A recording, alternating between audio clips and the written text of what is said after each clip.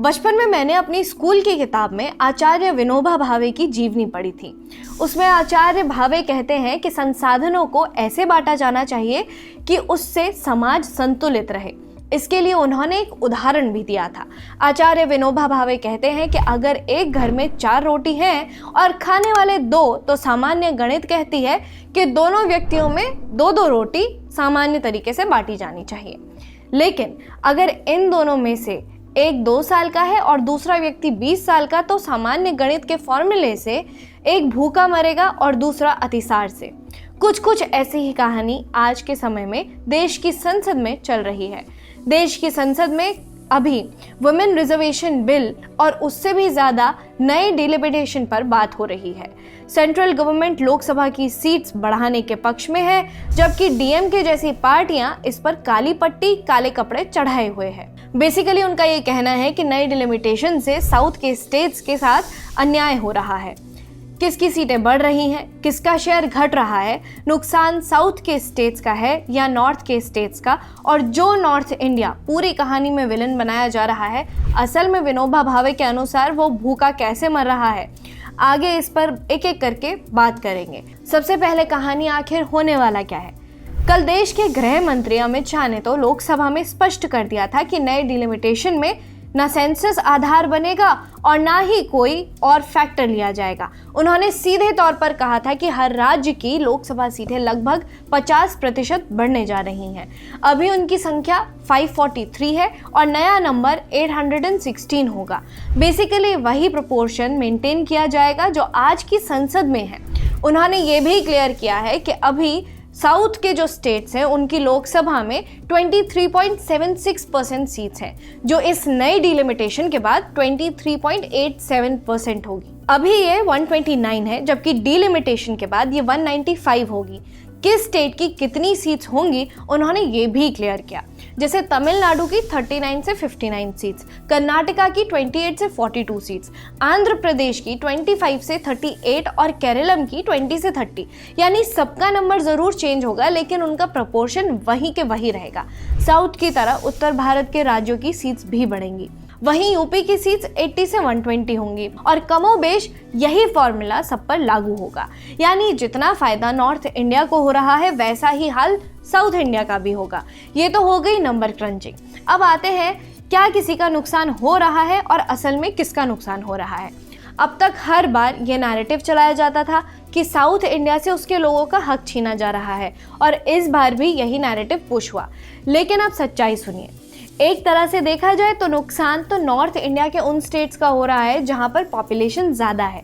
उनको तो डबल चोट पड़ रही है। सबसे पहला समझिए, यहाँ के एमपीज पर एक्स्ट्रा भार पड़ेगा। कैसे, आपको समझाती हूँ। जब 1973 में आखिरी बार डिलिमिटेशन हुआ था तो इसके अंडर हर एमपी पर लगभग 10.5 लाख लोग थे, जहां केरला की हर एक सीट पर on an average 10.67 lakh population थी, तो यूपी की एक सीट पर एवरेज 10.48 लाख थे। मतलब चाहे केरला के लोग हो या यूपी के, दोनों के वोट की वैल्यू एक ही थी। तब हर 10.5 लाख लोगों पर एक एमपी बन रहा था। लेकिन 1976 से जब से इस पे फ्रीज लगा, तब से स्थिति बदलती चली गई। 2011 के सेंसस के अनुसार आज जहां यूपी के हर एक सांसद को 25 लाख लोगों को सर्व करना पड़ता है, तो वहीं केरला के लिए यह नंबर 16.7 लाख के आसपास था। यानी एक तो यहाँ के एमपीज को ज्यादा वोट इकट्ठा करने होते थे, तो वहीं दूसरी तरफ सांसद बनने के बाद उन्हें ज्यादा लोगों के लिए काम करना पड़ता था। इसके अलावा मामला रिसोर्सेज की समस्या भी है। जैसे केरला के एक एमपी और यूपी के एक एमपी दोनों की पार्लियामेंटेरियन फंड बराबर होता था, लेकिन केरला के एमपी को कम लोगों में वो रिसोर्सेज बांटने होते थे, जबकि यूपी के एमपी को ज़्यादा लोगों में वो रिसोर्सेज बांटने होते थे। इसका मतलब ये है कि वो सभी को प्रॉपर सर्व नहीं कर पाता था। लेकिन ऐसा नहीं है कि केरला की पॉपुलेशन नहीं बढ़ी है। नंबर केरला के लिए भी बढ़ा है, लेकिन उनके लिए चीज़ें थोड़ी सी आसान रहती हैं। और समस्या सिर्फ रिसोर्स की नहीं है, बल्कि रिप्रेजेंटेशन का भी है। जहां केरला में 16 लाख लोग अपना एमपी चुनते हैं, तो वहीं यूपी में 25 लाख लोग, यानी यहाँ के 25 लाख लोगों को एक एमपी मिल रहा है, और वहीं केरला में 16 लाख लोगों को एक एमपी मिल रहा है। इससे केरला का रिप्रेजेंटेशन ज़्यादा अच्छे से हो पा रहा है, लेकिन यूपी के लोगों का नहीं हो पा रहा है। दूसरा मुद्दा है नंबर ऑफ सीट्स के नुकसान का।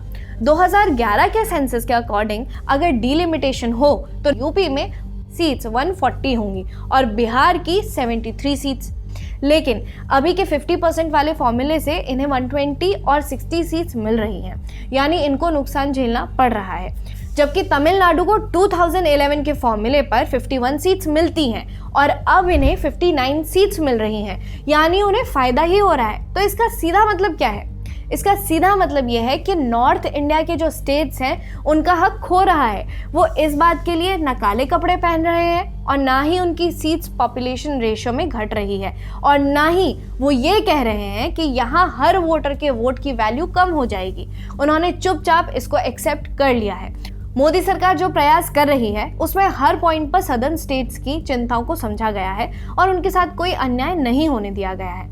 इसी के साथ ही वुमेन रिजर्वेशन लगने के बाद किसी का भी रिप्रेजेंटेशन कम ना हो, इसके लिए टोटल नंबर ही इंक्रीज कर दिए गए हैं। बेसिकली हर फ्रिक्शन पॉइंट को मोदी सरकार ने स्मूथ किया है ताकि महिलाओं को रिजर्वेशन भी मिले, उनको पार्लियामेंट में आने का मौका मिले, दक्षिण के राज्यों की चिंताएं दूर हो और उत्तर भारत को भी समस्या ना हो। लेकिन डीएमके हो या कांग्रेस पार्टी या फिर केरला की कम्युनिस्ट पार्टी, सभी इस डिलिमिटेशन फॉर्मूला के पीछे पड़े हुए हैं और एड़ी चोट लगाकर इसका विरोध कर रहे हैं। वो इसे संसद में पास भी नहीं होने देना चाहते हैं, बल्कि उनकी सारी चिंताएं रिजॉल्व कर दी गई हैं। मजे की बात यह है कि ये लोग यूनिफॉर्म 50% इंक्रीज फॉर्मूले के भी खिलाफ है और पॉपुलेशन के बेस पर सीट्स बढ़ाने के भी खिलाफ है। अभी वाले के विरोध में इनके पास कोई सॉलिड लॉजिक है ही नहीं। पॉपुलेशन के आधार पर बढ़ाने को कहा जाता है तो कहते हैं कि हमने तो पॉपुलेशन कंट्रोल किया है, आखिर हमें क्यों पनिश किया जा रहा है। मुझे तो ऐसा लगता है कि ये लोग डिलिमिटेशन नहीं रोकना चाहते हैं, बल्कि ये विमेन रिजर्वेशन रोकना चाहते हैं, क्योंकि 1/3 लोकसभा सीट्स पर विमेन रिजर्वेशन की चाबी इसी डिलिमिटेशन से खुलती है। अब आज के समय में महिला वोटर इतनी बड़ी फोर्स है कि ये लोग उसका खुलकर विरोध नहीं कर सकते हैं, लेकिन उसको रोकने के लिए दूसरे हथकंडे जरूर अपना रहे हैं। लोकसभा में डिलिमिटेशन बिल को 2/3 मेजॉरिटी की जरूरत है। अगर ये पार्टियां इसे फेल करती हैं तो असल में इनका विरोध डिलिमिटेशन का नहीं बल्कि महिलाओं के आरक्षण का होगा। और जैसे पिछले 3 दशकों से लगातार महिला आरक्षण बिल की फाइल अलग अलग कमेटियों के चक्कर काट रही है, उसी तरह ये कहानी फिर से रुक जाएगी। देखते रहिए ऑप इंडिया।